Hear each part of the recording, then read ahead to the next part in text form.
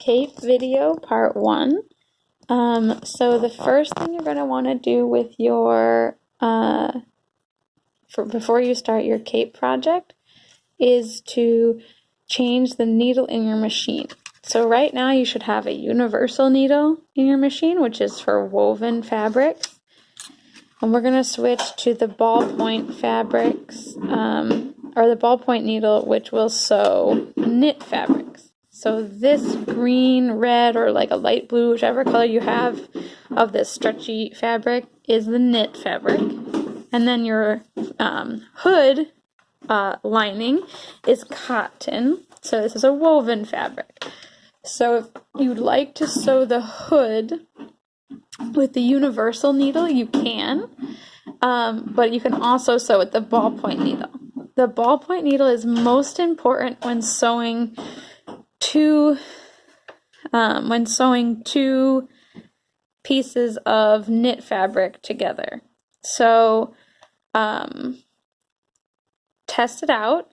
Take a scrap piece of your fabric, make sure it's working the way you want, adjust the tension and the stitch length if necessary, and make sure that when you switch your needle that everything is in proper working order. So I switch my needle on my machine using this little screw. I know this is the back of the machine, but it seemed easier to show you. So this unscrews and my needle slides out. And then I slide the new needle in and I screw it back tight. I just use my hands. I don't actually need a screwdriver for mine. If yours is stuck tight, you might need a screwdriver, depending on how your machine needs it to be. Unthread your machine all the way. Take all the thread all the way out and then put it back in. If you try to just unthread it at the needle and then rethread it, the tension will be thrown off and it might cause problems. So just spare yourself, take the whole spool off and put the whole spool on. So I've already done part of the hood. You'll see pictures that I posted of the part I already did. So I cut out 2 rectangles of fabric, a white lining and a green hood. And I sewed with right sides together. I sewed the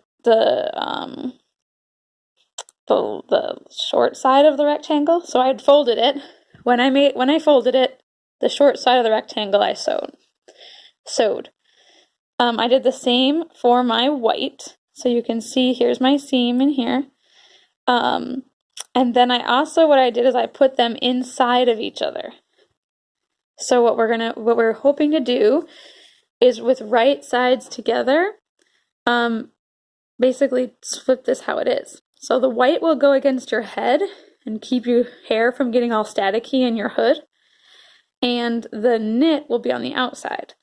So obviously what I have right now are both wrong sides out because I'm sewing the right sides together. Okay? So when you put your hoods inside of each other, you'll line up the top seam that you sewed, the short side. You'll line them up at the top, and you're going to sew all the way around this opening, which I started to do. Okay, so I started to sew all the way around my opening, and I'll finish sewing all the way around this opening. And then I'll leave the bottom open so that I can turn the hood right side out. And I should still be able to do this, even though I only sewed one side. Okay, so the finished hood will look like this on the sides. And what we'll do is we'll just stick this point. We'll stick this point into there. So hold on. Okay, so I've turned my hood right side out, and you can still see I've only sewn the one side. But it will look like that. So see how it has a nice finished edge? You can top stitch this if you choose.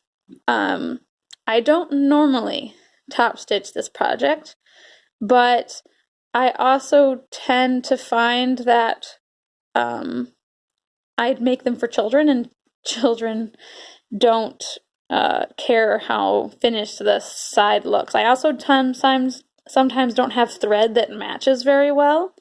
So obviously all the thread I've used up to this point you can't see.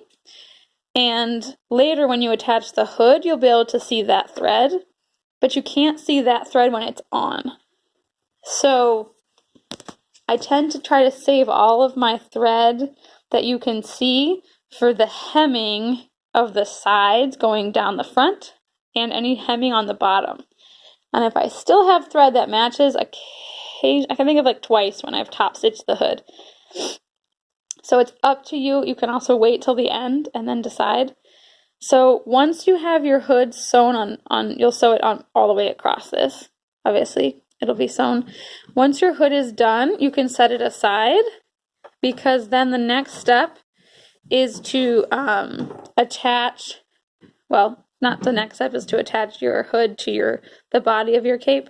We're going to hem the cape first. So what we're going to do with the cape is sew the sides of the unfinished sides of the fabric. Now with knit fabric, so for a second I'm going to turn this over here, because it's so big, I was having trouble trying to figure out how to best video it. So we're going to pretend, it's partly why I left this unfinished.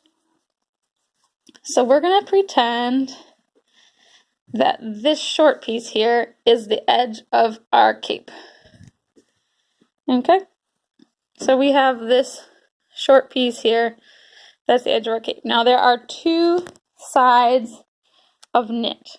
Knit will stretch a lot one way and not so much the other way. There's still stretch, but if you look, like I don't get a lot of stretch when I try to stretch this way, but I get a lot of stretch when I go this way. Okay? So it doesn't matter which way the sides are going, however you like have your fabric, doesn't matter. It's just important to be aware of which way your fabric stretches, because if you're having trouble with this particular seam, it might be due to where the stretch is happening. That being said, this fabric doesn't unravel, so hemming it is a little bit easier. You don't have to, normally we'd take a woven and we'd iron it once, and then we'd kind of fold it again and do that twice. If you like how that looks, this like kind of rolled hem look, you can do that. Or you can simply fold this up about a ½ inch, quarter inch, because you have a 1/4 inch seam allowance. So if you fold it up a ½ inch, you'll be sewing right down the middle. You can just sew it along the hem here. You can just sew it along the hem there and just leave the inside as is. Now, another thing is you might find that as you were cutting, you didn't cut very straight, because sometimes knits can be kind of finicky to cut. That's fine too. You can trim it so it's even, but you have to be careful that you're not losing, like that it's basically that your start point and your end point are the same width.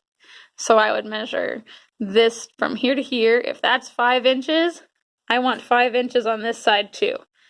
If this is 7 inches, I can take off 2 inches and start basically like redraw my line up. And then I can take off a little bit more.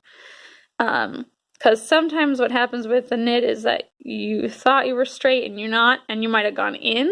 So we might be way short. This is supposed to be 5 inches, but it's only 4. Not the end of the world. What will happen is your cape just gets a little shorter in places. If it's the bottom hem, I wouldn't worry about it too much, because the bottom is kind of, it's got a lot nice flow to it, so you're not going to notice unless it's off by a whole bunch. But if it's just off by a little, all I would do is I would roll this part in by a ½ inch, but as I got to this narrow part, I would roll it in by a 1/4 inch, if that makes sense, to make up the difference. So you still want to tuck it so that it looks the same, but you're not going to tuck it as far as this one. Call me if you have questions or send me pictures if you're like, oh, this is what happened, because it might be easier to answer those on a one-by-one basis. So once you've hemmed both sides of your big piece of your cape, I'm going to come back for part 2 with how to attach the cape to this hood. Okay, so I'm going to go hem the sides, and I'm going to finished showing my hood all the way around. Another note is you do not iron. If you iron this white fabric, you try to separate it. So I can separate it mostly from my green fabric because they iron at different temperatures. So this one is fine to iron really high and hot and with steam, and this one does not like super hot. You can still iron it. You just have to be careful because this particular fabric will melt at a hot temperature. Not if you're just kind of like passing over it, but if you leave the iron to like press a seam, you just have to be careful. It's not gonna melt like immediately, but you just have to be aware that that's something that could happen with this fabric. But it won't happen with this fabric. So you can see I have some wrinkles that once I'm done sewing my hood across, I'll separate my hood out and give it a good press and then stick it back inside my hood so it's ready to go when I attach the bottom. Okay? So go make your hoods and hem your sides, and I'll see you in the next one.